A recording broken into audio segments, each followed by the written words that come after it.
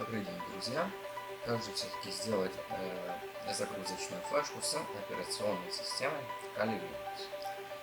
Берем нашу флешку, вставляем в компьютер. Далее переходим на официальный сайт Kali Linux. Выбираем нам подходящую операционную систему.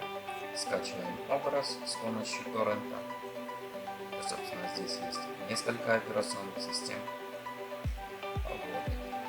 Далее переходим на сайт Rufus и скачиваем нашу программу, с помощью которой мы будем монтировать это все дело на флешку.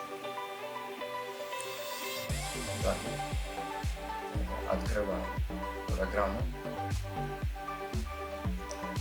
Как видите, флешка сразу у нас появилась. Далее выбираем наш образ. Загрузка.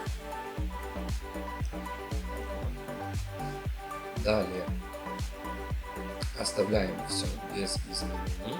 Далее наша флешка будет отформатирована, так что если у вас есть какая-либо информация на ней, то можно скинуть заранее на носитель. Теперь, как вы можете видеть, наша флешка практически готова. Теперь нам нужно перезагрузить компьютер, загрузиться с самой флешки через BIOS. Если вы не знаете, как это сделать, ссылка на этот ролик будет в описании.